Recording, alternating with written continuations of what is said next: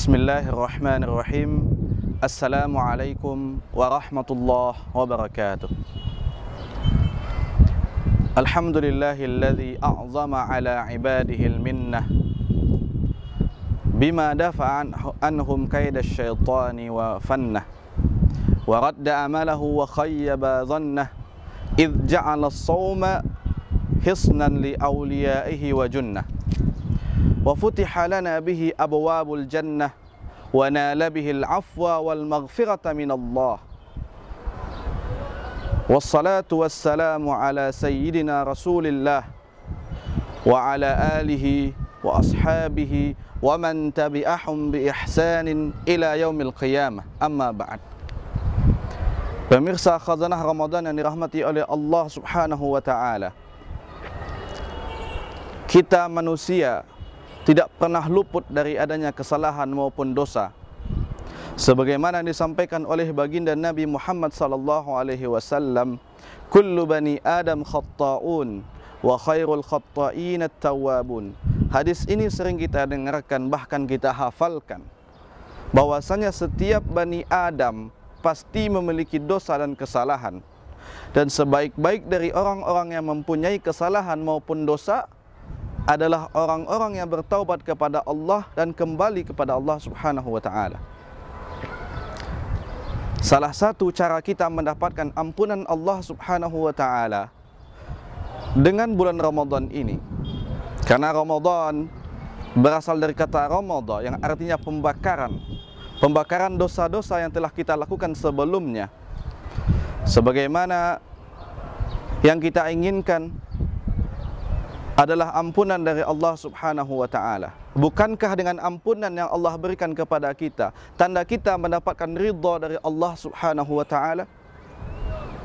Bukankah dengan ampunan yang Allah berikan kepada kita, hati kita menjadi tenang? Di akhirat nanti kita langsung masuk ke surga. Mudah-mudahan kita mendapatkan ridha dan ampunan Allah Subhanahu wa taala. Pemirsa khazanah Ramadan yang dirahmati oleh Allah Subhanahu wa taala, kami meminta izin untuk menyampaikan 5 kiat-kiat atau 5 cara agar kita bisa mendapatkan ampunan Allah Subhanahu wa taala dengan amalan yang simpel tetapi bisa mengampuni dosa-dosa kita yang telah kita lakukan. Rasulullah SAW bersabda, "Man shama Ramadhana imanan wa ihtisaba, ghufira lahu ma taqaddama min dhanbihi." Hadis ini juga sering kita dengar, bahkan kita hafalkan. Orang yang berpuasa pada siang hari Ramadan, imanan, penuh keimanan kepada Allah Subhanahu wa taala, wahtisaba, dan memohon hanya kepada Allah dan berharap hanya kepada Allah, Allah akan ampunkan dosa-dosanya.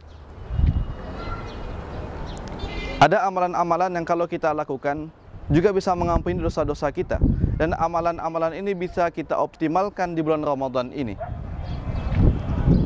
Rasulullah SAW pernah bersabda, "Man tawadda'a fa ahsana wudu'ahu thumma shalla rak'ataini fala yaswu fihima ghufirallahu ma taqaddama min dhanbi."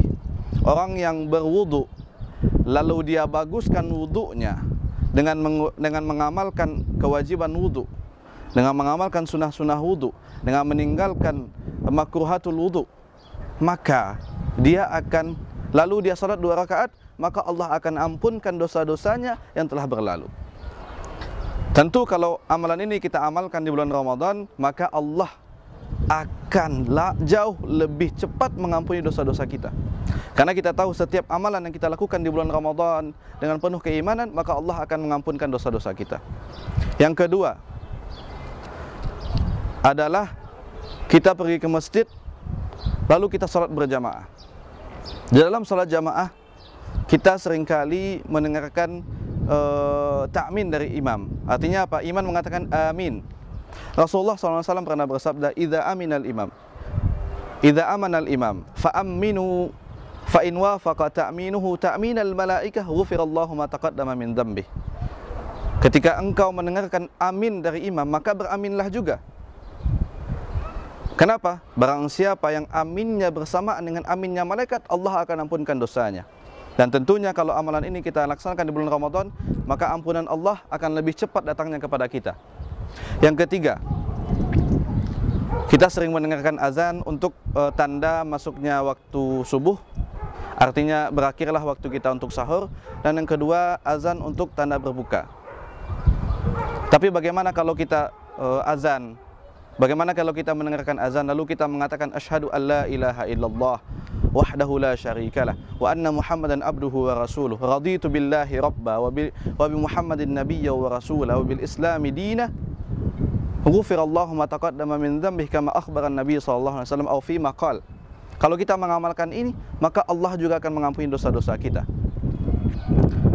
Dan yang keempat dan yang kelima, kita dituntut untuk memperbanyak qiyamul lail, sebagaimana yang Rasulullah sampaikan, dan hadis ini juga masyhur kita dengarkan, bahkan kita hafalkan, man qama ramadhana imanan wa ihtisaba ghufira lahu ma taqaddama min dzambihi. Qama Ramadan. Di hadis ini Rasulullah SAW mengajarkan kepada kita bahwasanya qiyamul lail memiliki faedah yang sangat besar, yaitu bisa mendapatkan ampunan Allah Subhanahu wa taala dan penghapusan dosa-dosa kita yang telah berlalu. Qiyamul lail tidak terbatas untuk salat sunnah saja. Qiyamul lail tidak terbatas untuk salat tahajud saja. Tidak. Qiyamul lail juga bisa kita katakan ibadah yang kita laksanakan pada malam hari. Qiyamul lail yang paling bagus di bulan Ramadan adalah salatut tarawih. Karena salat sunnah tarawih ini adalah salat sunnah yang mana khusus terjadi di bulan Ramadan. Dan yang kedua memperbanyak qiraatul Quran, dan yang ketiga memperbanyak tahsilul ilm atau talabul ilm. Karena talabul ilmi juga termasuk amalan-amalan ibadah yang kalau kita laksanakan pada malam hari dihitung sebagai qiyamul lail.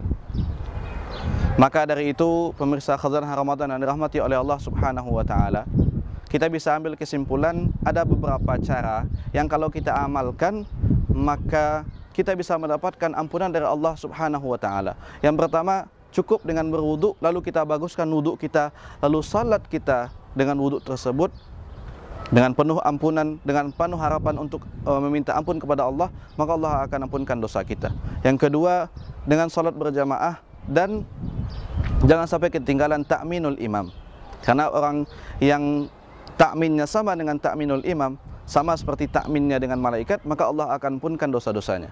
Yang ketiga, ketika azan kita membaca asyhadu alla ilaha illallah wahdahu la syarikalah wa anna Muhammadan abduhu wa rasuluh raditu billahi rabba wa bil islami dina wa Muhammadin nabiyya wa rasulah. Dan yang ketiga, memperbanyak qiyamul lail. Dan yang keempat, kita bisa memperbanyak baca Quran, salatut tarawih, dan juga memperbanyak belajar. Karena dengan ilmu kita bisa mengetahui segala hal yang tidak pernah kita ketahui sebelumnya. Dengan ilmu Allah akan mengangkat derajat-derajat kita, dan dengan ilmu bisa Allah ampunkan dosa-dosa kita. Ini yang dapat kami sampaikan. Kami mohon maaf kalau ada kesalahan. Wabillahi taufiq wa hidayah. Assalamualaikum warahmatullahi wabarakatuh.